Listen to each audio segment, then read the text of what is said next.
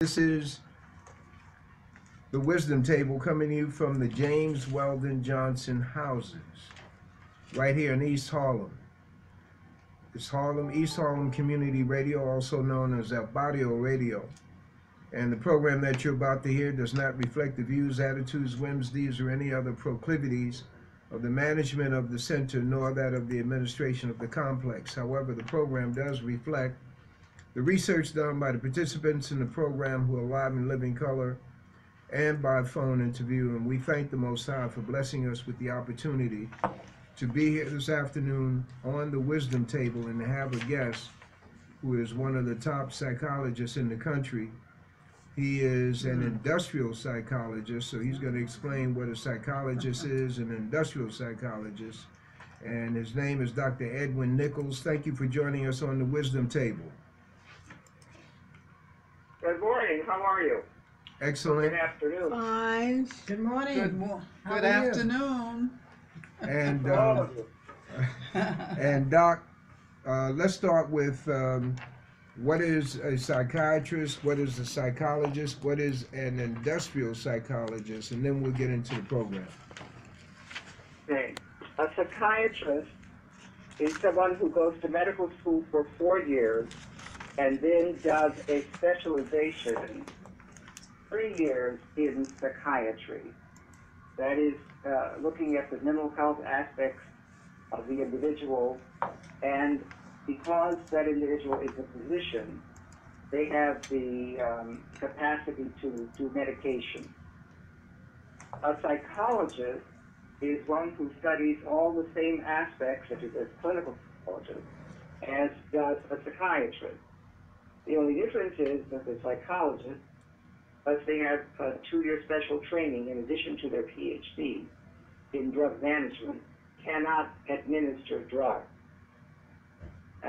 We do psychotherapy, we do psychological testing, we do evaluation, and many things like that that are psychometric. The psychiatrist does not do psychometrics. They will make a clinical assessment of what they see in terms of diagnosing the patient. The same assessment can be made by psychologists. So the difference primarily between psychiatrists and psychologists is that psychiatrist has a 4-year medical degree before entering into the field of psychiatry for 3 years in residency. I am a clinical/industrial psychologist, so I have all the training as a clinical psychologist, working with patients, making assessments, evaluations, diagnosing, also doing psychometric testing. Now, the industrial part is how does the individual primarily work with machines. That was the original study years ago. But the field has advanced so far beyond this that we now have another field that is called organizational psychology. So it's organization psychology. That specialty says, how do you work with people in organization? How do you work with the structure of the organization to make it more efficient? So I'm capable of doing any and all of those things. I'm a clinical industrial psychologist. I received my degree in 1961. Excellent. Okay? Excellent. We gave you some options to discuss with us. So based on your own assessment yesterday, you will proceed. Tell us what you're going to deal with, and we'll ask questions after. Okay, well, I was looking at homelessness. I was looking at marijuana and the concept of what's going on in terms of drug use. And I was also looking at family members of a drug user, what goes on in those kinds of settings. Start with homelessness. One of the principal reasons that we have homelessness in this country is because the earnings are earning less than a living wage. Right now we have almost full employment, but if you were to look at the actual wages that these fully employed people earn, which means they work 40 hours a week, that's 8 days a week, 8 times 5 is 40. The wage home is not sufficient to live on. And so people that are in that situation have to make choices between, do I eat? Do I have money to fix my medication? Or do I become homeless? And none of which are efficient or good. But that's the principal issue for homelessness in the United States, that people earn less than a living wage and are eventually forced into the street because they just don't make enough to feed themselves, to pay for their medication, and to living. A second aspect of that is that homelessness comes because people are priced out of the market for gentrification. Here in Washington, D.C., you have housing that people lived in. You even had public housing that people lived in with marginal income. And they were comfortable and they could live there. But developers saw these areas as an important area in which to build high-rise condos. And through joint efforts with the city and so forth, they declare whole blocks and whole sections of what was what we would call project housing or public housing and low-income housing. They then tear it down, and those people have to find a place to go. Some are successful, some are not. Some live in two families in one space that would ordinarily be for one family, just to have to be able to pay the rent.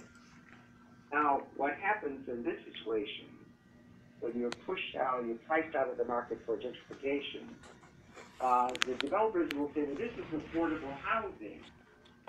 Semicolon, however, you can't afford it, so you don't make enough money. So that's one of the issues that we're confronted here in Washington, D.C. and throughout the country.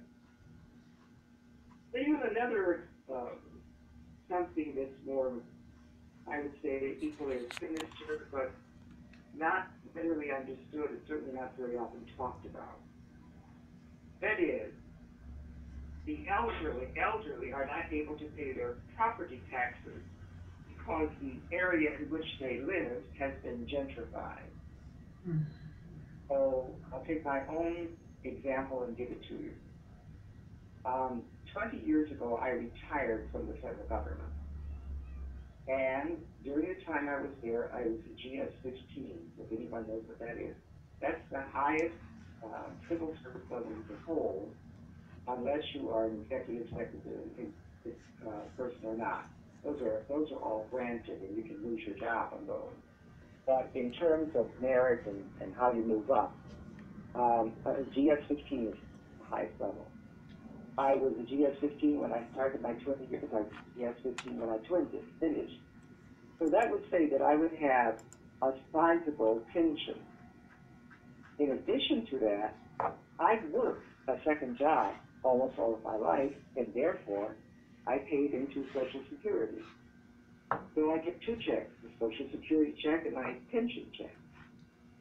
And I live in a very comfortable house, and this area is rapidly gentrifying because these are large homes, and whites coming back from the suburbs want them. They come, buy them, they renovate them completely, make them larger or different, more modern.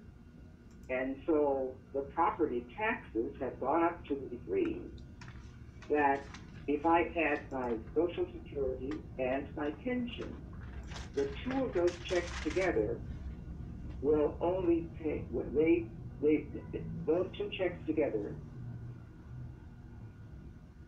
that amount of money for the two checks together for a whole year is what I have to pay for taxes.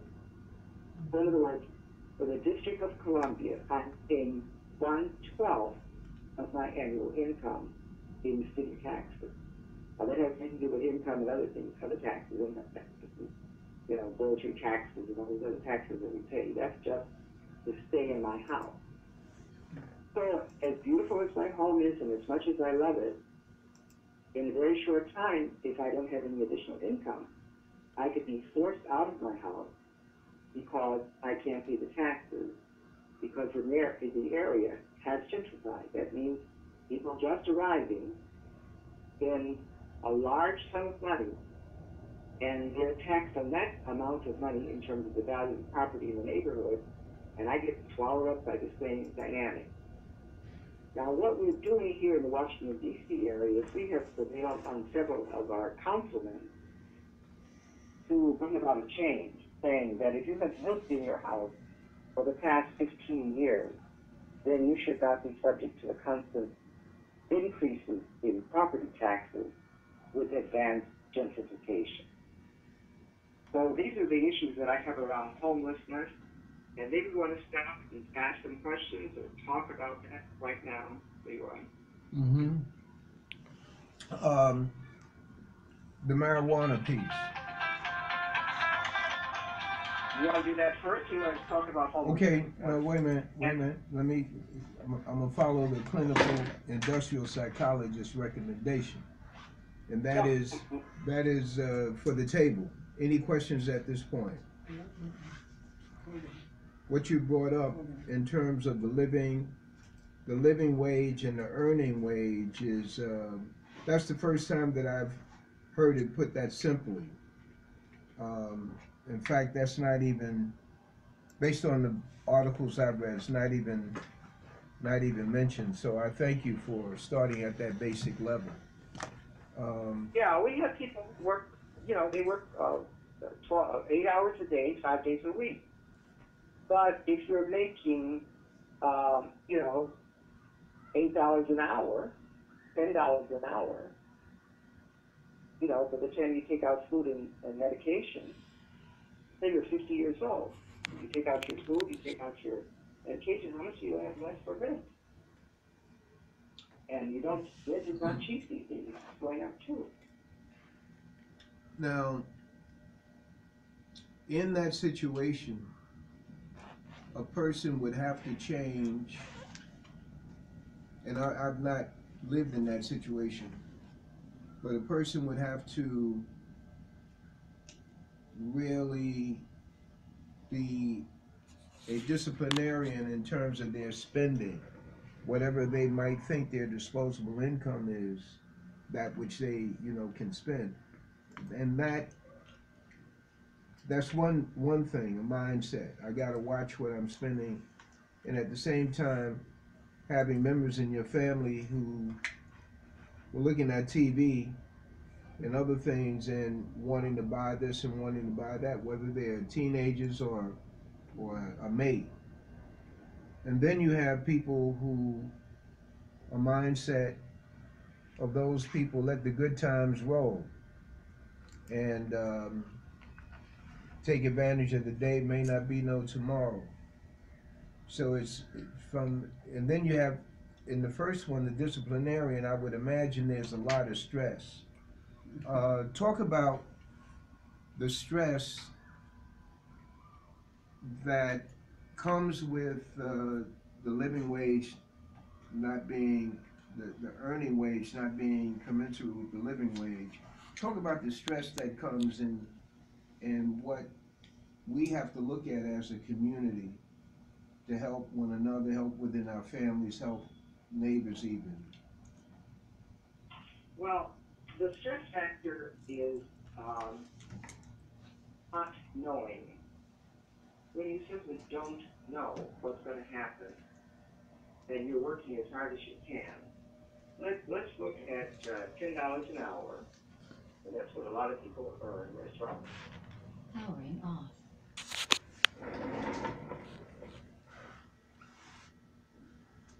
Powering on. That's $400 a week.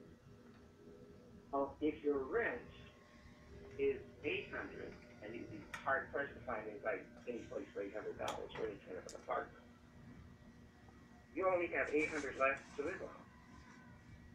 So now you think in terms of $800. If it's a family of 4, you're going to spend $200 for food. That's $800 gone. You haven't got anything for emergency. You haven't got anything that you got anything for medical emergency or a car breakdown. You haven't got anything. Those are the things that begin to happen to people. And you're stressed out about what's going to happen. And of course, you know, the people with your $800, they're going to go up on that rent. And if they don't go up on it, the developers will buy out the area because it's cheap enough for them to buy out and tear down everything there. So you can see the stress level in that. Mm. And of course, when you're a family person, now what happens very often is people are working 2 jobs. Mm. They work an 8-hour, they get their $800. They get their $400 a week, but that's not going to cover it in terms of all the things they have to have. So they work a second job. Well, now, if your mother is working 2 jobs, how much time does she have to supervise you and your homework, supervise you and cooking you a hot meal and doing all these other things when she's working 2 jobs to keep a roof over your head? Now, we haven't bought any clothes, and we haven't paid any medical bills. All we've bought is food and paid rent. Now you can see how stressful it is. Right. Right.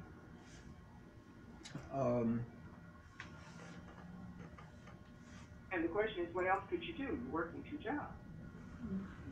Okay. So there's a therefore with those of us who understand that, who know that we may or may not be in that situation.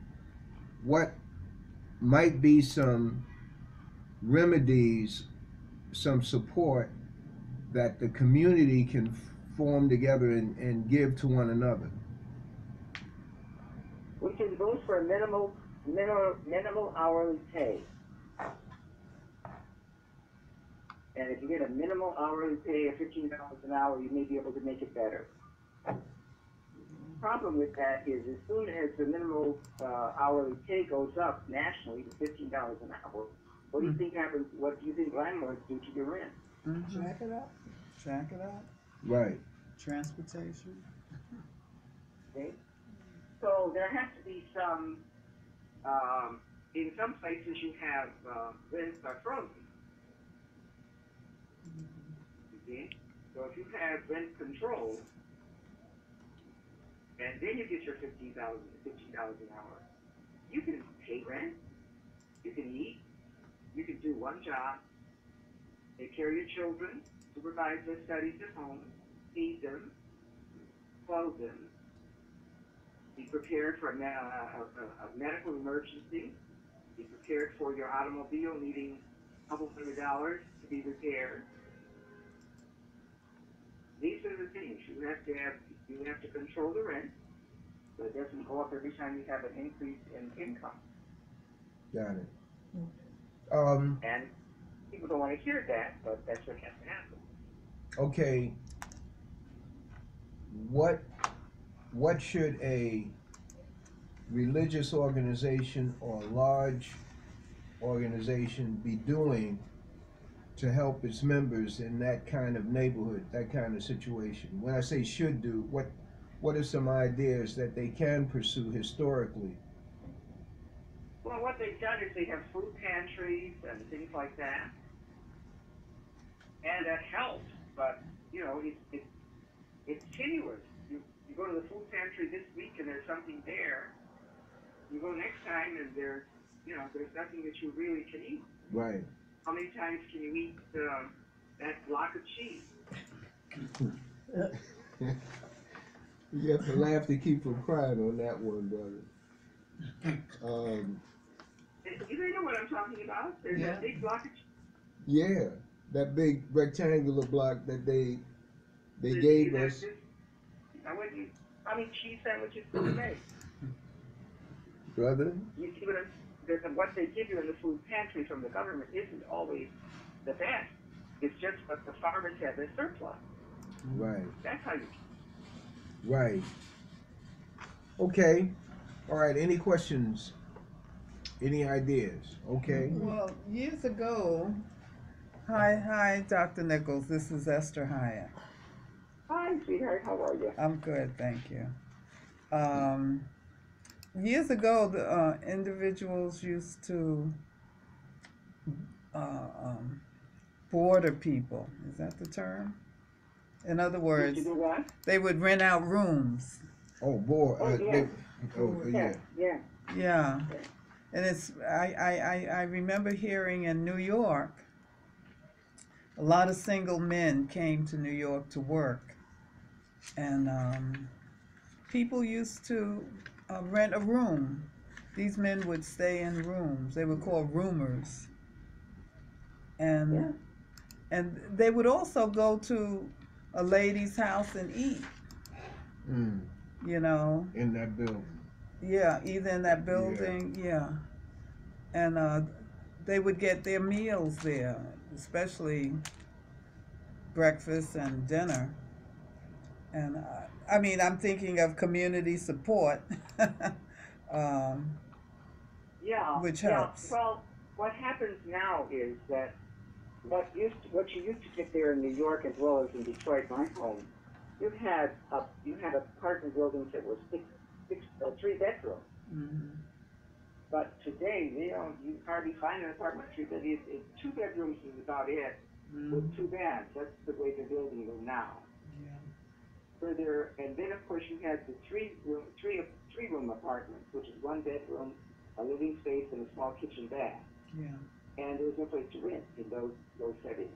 Mm-hmm. But years ago, you'd have a bedroom flat, and you rent out one, and children stay together, brother and sister in one, and parents in the other. Right.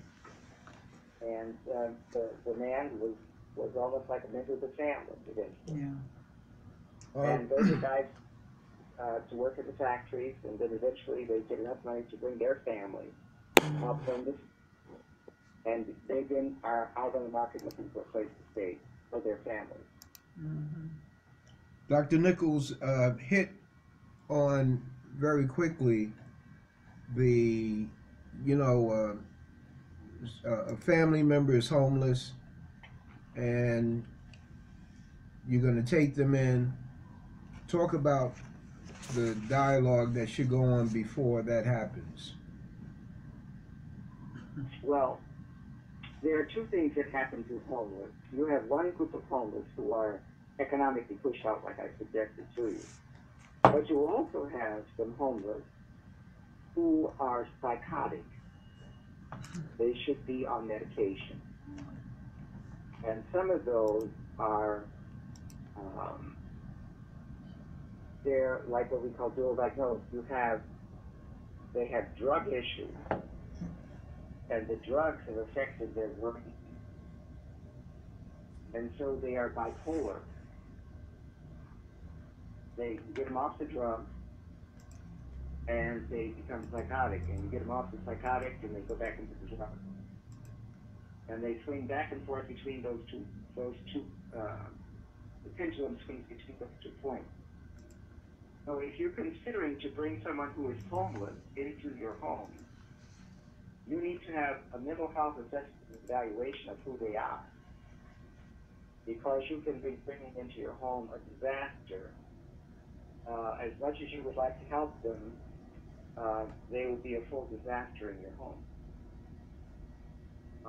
Now, I'm not talking about the homeless where, they just ran out of money and they got evicted from the house and sitting out there in the street. And they're still trying to go to work every day and they need a place to stay. Well, you can help them to get back on their feet. But you have those that are chronically outside of their home. That's where you have a lot of veterans. A lot of veterans are chronically out of their home. Mm-hmm. And when you look into their history, you'll find that they have been drug users. And the drug use prevents them from keeping a steady job, or having a fixed income of any sort. And that creates all kinds of problems because letting that person into your home is going to be disastrous because you can't get them out. And sometimes those that have post-traumatic stress act out with some degree of violence. Mm-hmm. So you really need to look in the drug history of those that are homeless and the mental health history of those that are homeless. Okay. Mm-hmm. That you really need to consider before you bring somebody in the home. Even if it's one of your children or an uncle or a cousin or someone you love. Because once they're in the home, very often some states will state that you are responsible for them. Like to try to be a good Samaritan, and they have need an operation or something, you have to pay for it because they're a member of your household. So you have to know what's going on in your state legislature in terms of the marriage and housing something. Okay. All right. Let's move down the list. Your next area. So you break in. You want to go down to the marijuana? Yes, sir. And that is the issue of the legalization of marijuana, the ramifications of that, what the public, our community, should know, but don't know. Okay, well, state laws are changing to make personal use of marijuana legal. I'm sure that people there that can remember when any amount of marijuana will put you in jail because it was seen as a criminal act. Now it's seen as a mental health issue. And you have to ask yourself, why is drug use today a mental health issue when yesterday it was a criminal act that got you in jail for 10 years, minimum? Okay? The reason is that the population that are now drug addicted are white. That's very blunt, but that's the reality. All these little white communities in Ohio, Columbus, Ohio, all these little communities all through there, Indiana and so on, those people are dying of overdose of drugs. Now, when you listen to what goes on the radio, they say they were all to prescription drugs. They were all taking, they got hooked on prescription drugs and then went into heroin or what have you. Don't believe it. Yes, some of them were, but most of them just got caught in the same anybody else got in terms of their heroin use or the use for opioids. Now, the only way to explain it is that, well, they started off with prescription drugs because that cleans it up rather than they were out there literally getting drugs from a drug dealer. Okay. Both are true. Understand what is the mental image? What is the vision? When you see a white person that is overdosed, when you see a white person that has a serious drug habit, is it easier to say that they off a prescription drug and that looks better than to say they were out there just getting drugs like anybody else off the corner? So some of these things are cosmetic. You know, they're real to a degree, but they're not all that real. Okay? You don't have a lot of teenagers on prescription drugs. They started off using marijuana, some of them, it's not necessarily a gateway drug, but they want a greater high. Gateway part of it. Marijuana high only gets you so high. They want something higher, so they lace it with something. And they lace it with permanent damage to brain. So, understand that it's a political process by which we have changed. Powering off.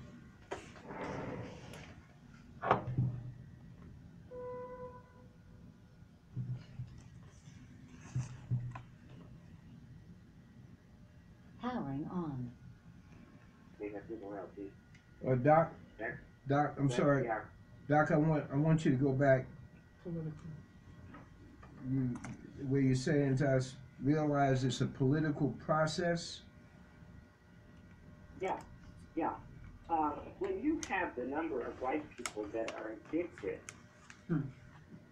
then you don't want to put all those people in jail by the same law. Right.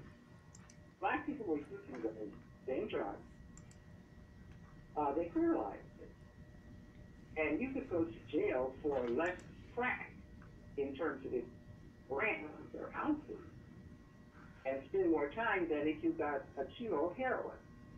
White people afford the heroin, bought it pure. And so they get that, they don't go anywhere. They don't for a year or something. You take crack with an ounce of crack and you got mandatory sentence. Another part of that is the cost of jail. You got these guys that are 30 years old. and they're going to be in there 5 more years. 35, 40 years old coming out.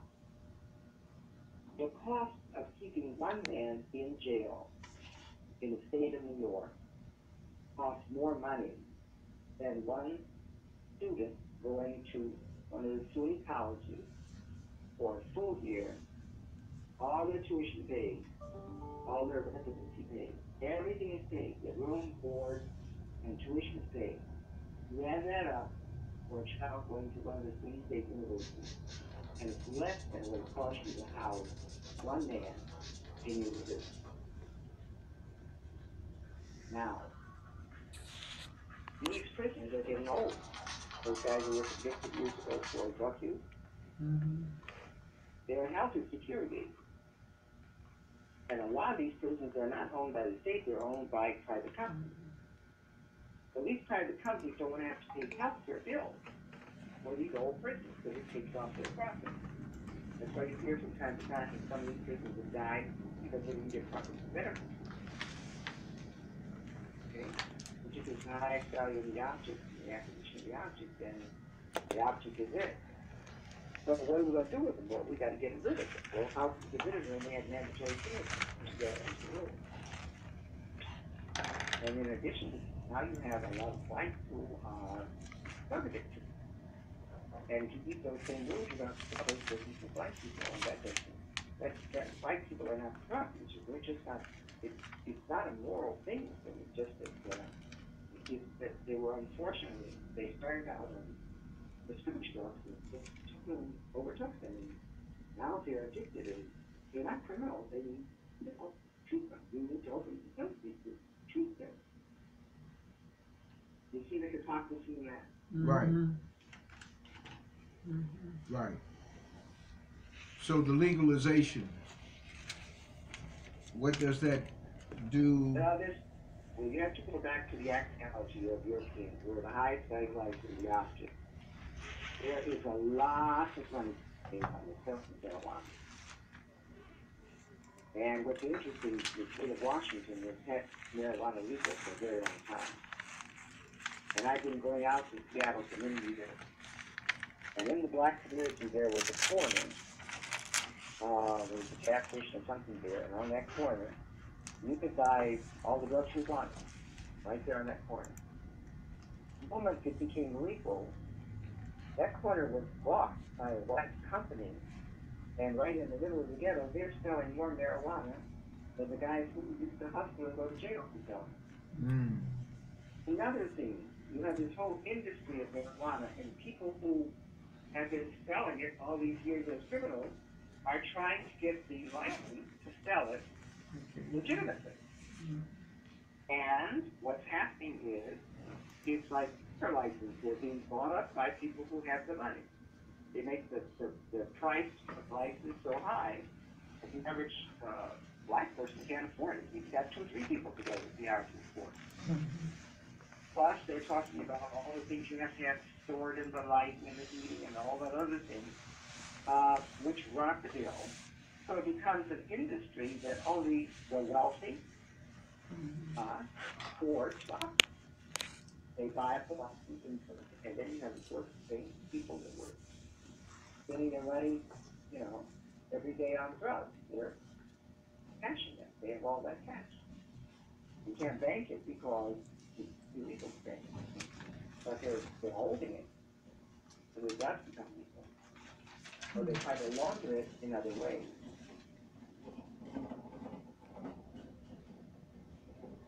Okay. Make sense? Yes, sir. Questions from the table? Yeah, I was looking at this article, Dr. Nichols, about an organization who is advocating for older inmates. Yeah. I'll send it to you. The reason they're advocating is because those older inmates have healthcare issues. And they have high blood pressure. Yeah. They have high cholesterol. Diabetes. Prostate issues. They need prostate surgery. Yeah. They need heart surgery. Well, one surgery and one prostate surgery eats a big chunk in your medical budget. It might eat it all up, but you have a life for medical issues. So basically, the amount of money that you spend for medical issues in 30, 35 and younger, who for the most part don't have those kind of medical issues. So now you have these older guys, and the attitude is, oh, they're so old, and poor, we need to let them out. Well, now, what have they done for the last 20 years? When they come out, they haven't seen, when you go through the line, checkout line, in the grocery store, and you go blink, blink, they've never seen that before. Some of them have no clue how to operate a cell phone. Right. Where phones were only operated at the corner. So they're letting them out, not out of the graciousness of their heart, but the economics of it. Remember, whenever you think about things with Europeans, you always want to think, what is the object? And the object is money in 1999. Any power, control, and authority, those are also objects. But you just look, when they say, talk with money, then you get a quick answer. That population is aging and it's costing them more money for medical treatment. And they don't want to pay it, and somebody dies, and you sue. So you can take them out and let the system then pick up, then they go on disability when they come out. They go right on disability. Go on? Disability check. Oh, disability. And then that means it's not the private money of the prison. The people who operate the prison on contract. It's not their money. They're keeping their money in their pocket. And they're forcing this individual onto public assistance or programs for the ill. And it's tax-based thing.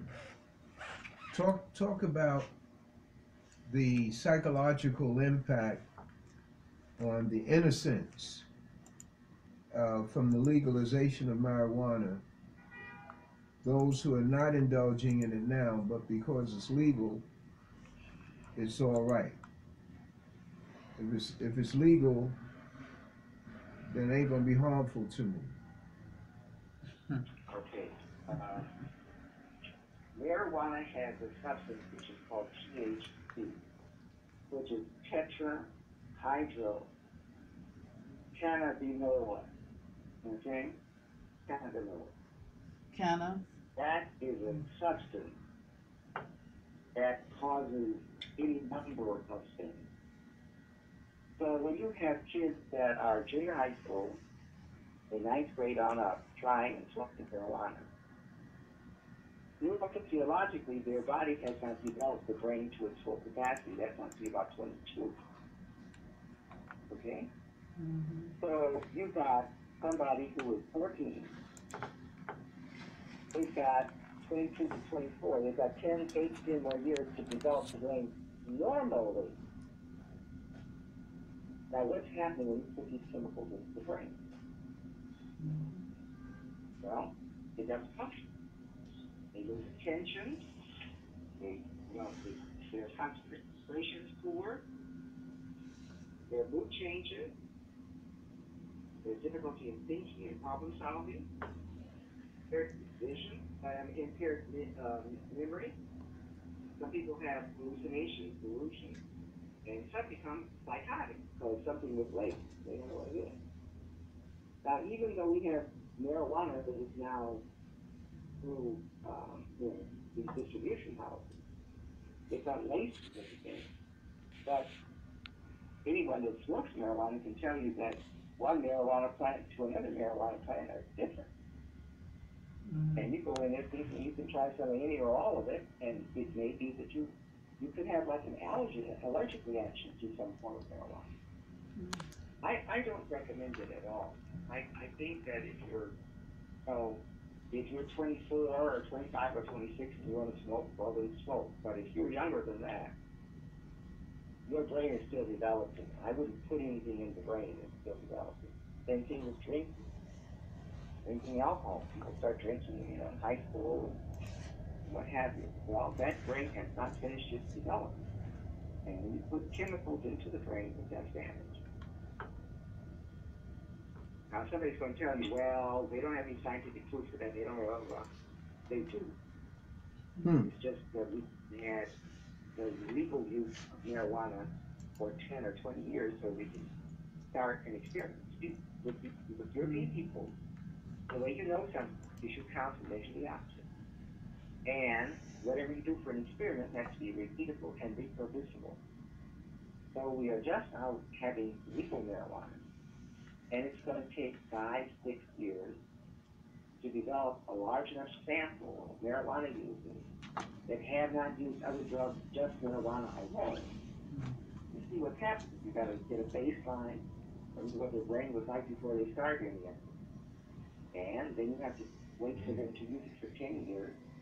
You've got to make sure they didn't use any other drugs in those 10 years. Then you test them and you can see what are the changes. This is starting to legally, so nobody previously could do too many studies on marijuana use because it's an illegal substance. You see when you read these articles about it doesn't affect the brain, it doesn't affect the brain, we don't know. And we don't know because we haven't done the studies. And we haven't done the studies because we haven't had a real clinical environment in which to do studies. So if somebody who does not use this, then uses only marijuana, no other substances, for a 10-year period of time, we tested their IQ and their memory and all kinds of things where they were not using. Then 10 years later, after having used it for 10 years, we tested the difference between the two. And then you can talk about the effects of marijuana. It's going to be a while and it's going to be a complicated sample because people who use marijuana will use other drugs too. It's a gateway. It's a gateway drug. Yeah, well, they will say it's a gateway. I think, how is it a gateway? If you just smoke marijuana, are you going to all of a sudden change to something else?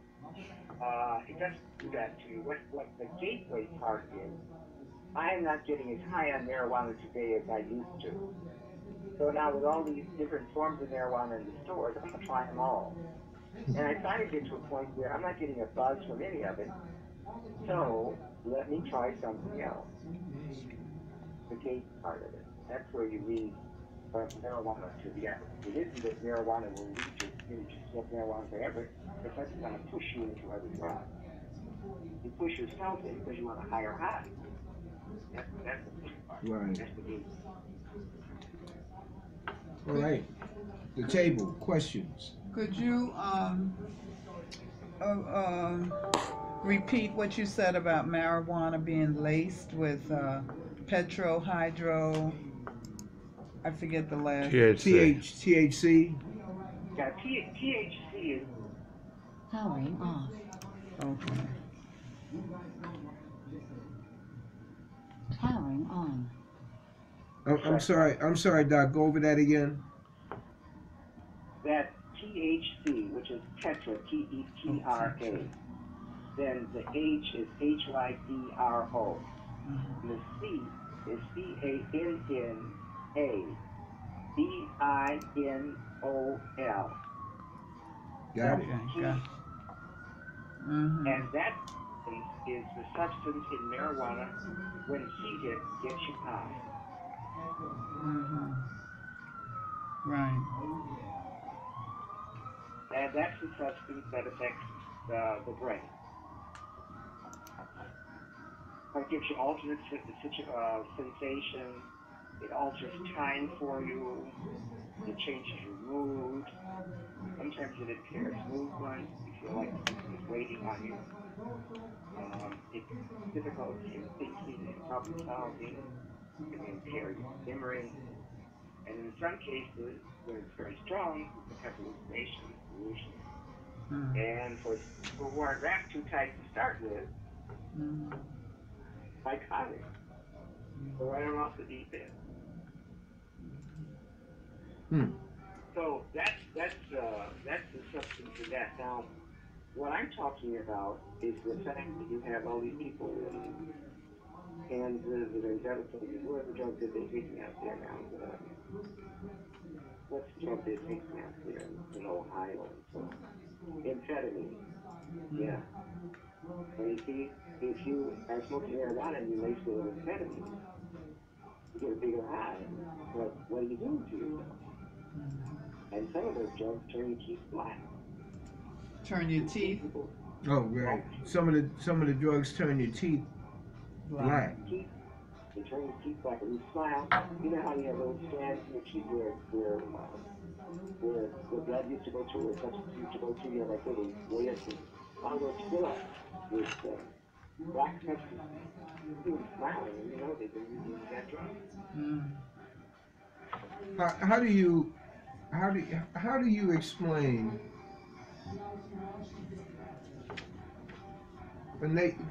because the oxycodone,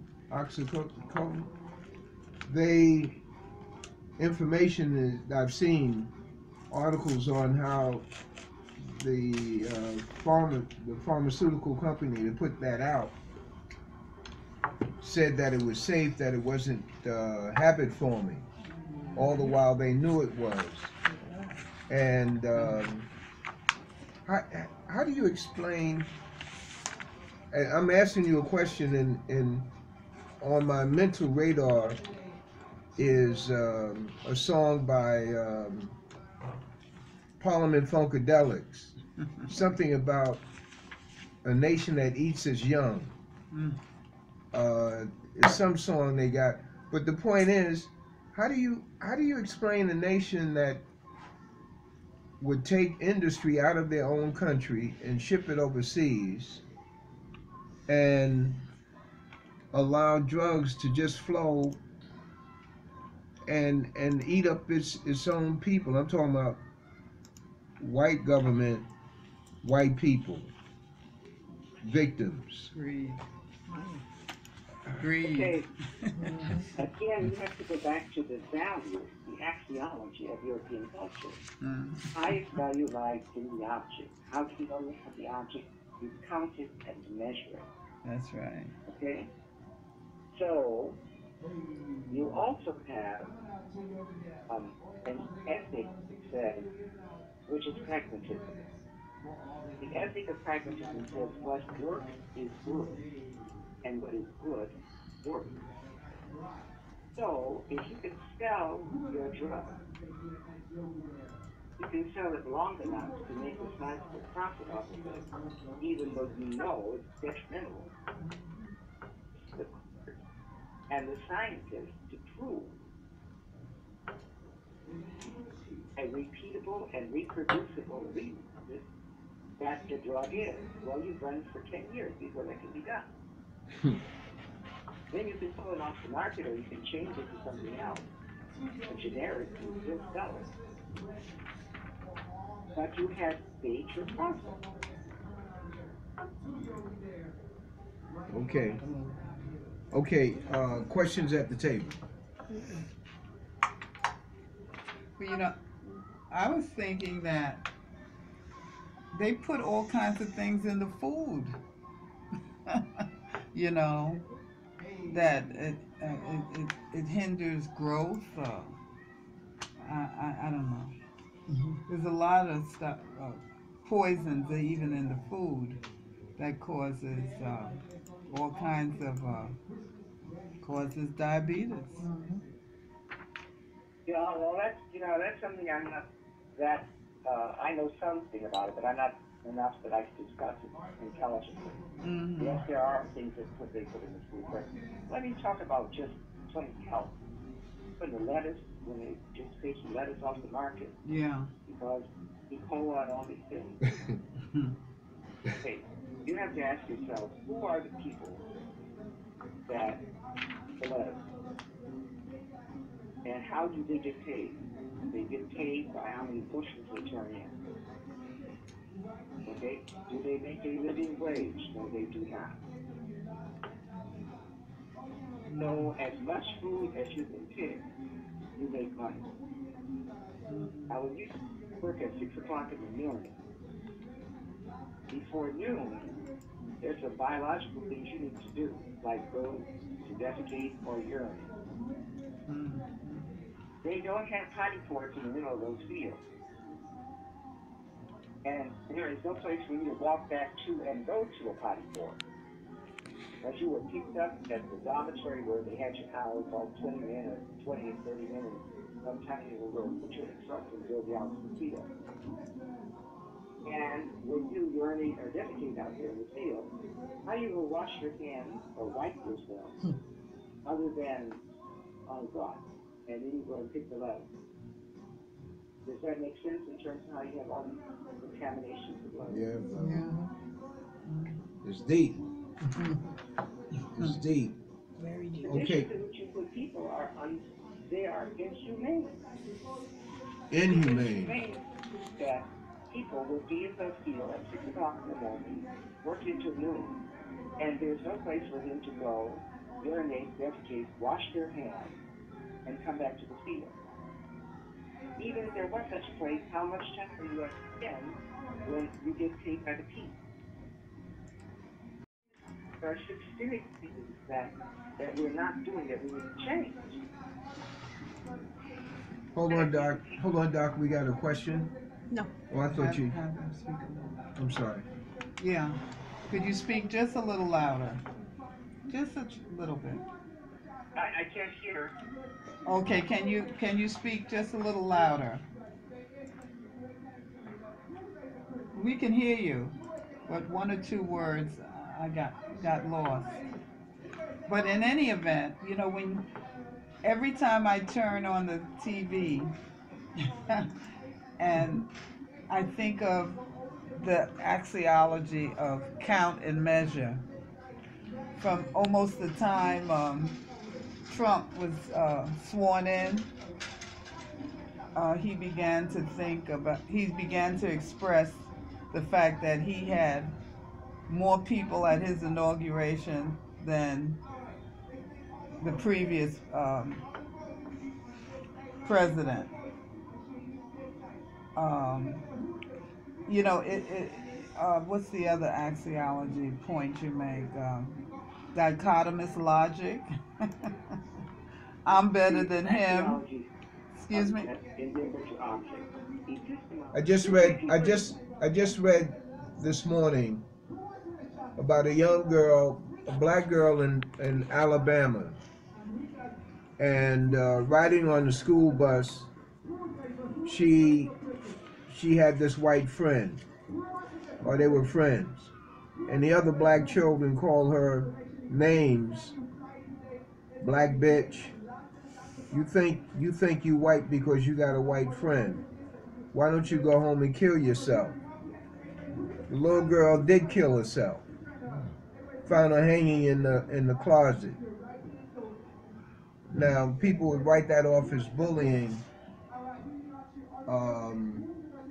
but there's more going on beneath that in terms of this whole thing about white and black and how the children.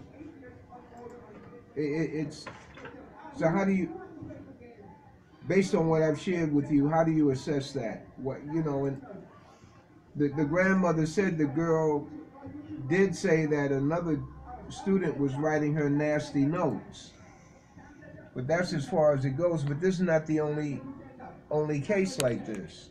This is the second case that I've read in this year about a black girl killing herself, young girl. Yeah. Go ahead. In white on white situations, in black on black situations, on white and white on black, it's a common thing that happens for this age group. And it's a process of what it is now labeling it as bullying. When children are bullied, it used to be that you would go home and you get yourself and go home that everything is okay. Or you got bullied at school and got into a fight. That's what you deal with. Now, you can't escape because we have people online. You see, when you pick up your social media, you can be bullied on that. So you're bullied at home, bullied in school, bullied when you're riding on the bus. Every place, even at night before you go to bed, you check your popularity and they're bullying you.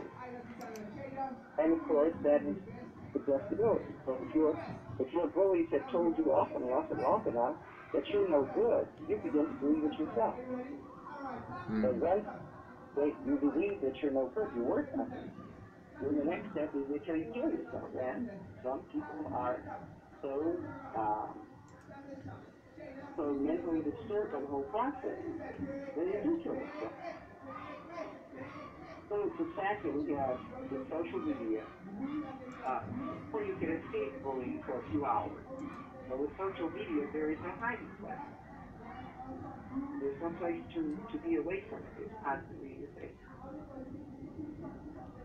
Right. And it's not just one person. It can be everybody in your class. And it's pretty soon in your school because they're all jumping on the bandwagon to bully you.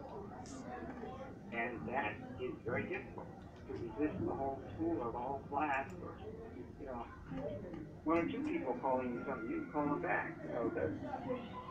When I was coming along, somebody started to bully or started talking, just giving you all kinds of things about, you're no good, you're worthless, you're not this, you're not that. And you can say your mama, because that would put an end to that.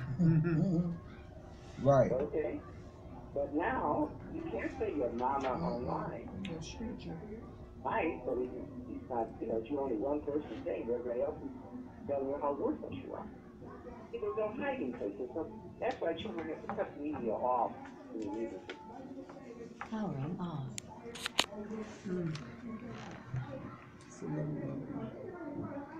Powering on. I grew up without cell phone. I didn't have a cell phone when I was growing up. Right. There was one phone in the house. When we first got it in the 30s, it was two people on the same line. Then we got our own private line. Oh my goodness! And then you could go outside and you could go to a phone booth and call. But other than that, we didn't have social media to keep you constantly informed about everything. And then you have these how many thumbs up and how many thumbs down. Okay, Doc. What are 2 or 3 things you would leave us with, just in general or specific?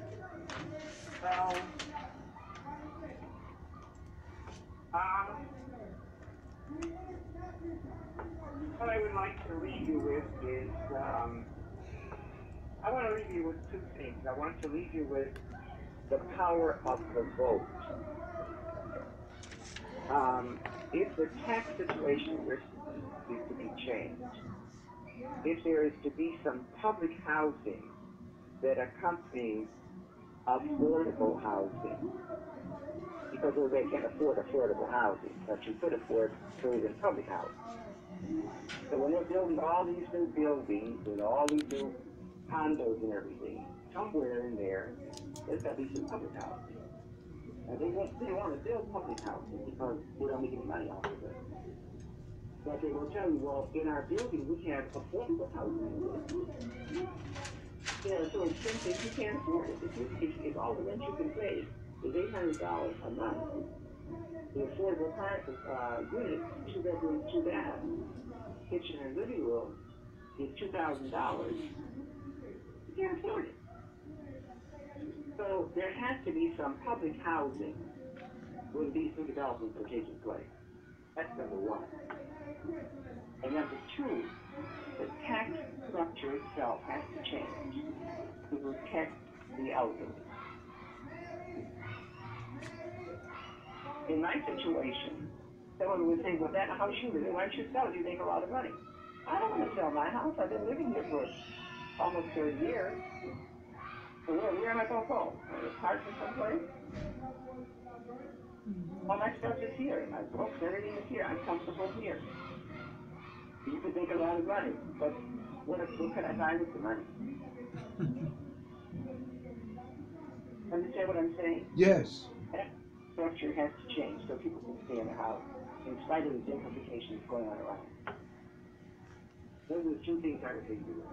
And the only way you can get those things to change, that public housing in these newly developed gentrified areas, and a tax rebate for people that are so long in their own private home and limited income, fixed income, is to get to the council members in your city council. And you have to do it by everybody in that particular ward saying we're going to vote against you. And you're going to have to prove it that you can vote against it by voting some of them out. Now, why? Because the people who make the money for their pocket and for their elections have big, deep pockets, and they will hear lots of money. But money doesn't vote. Money does not want you to go and vote.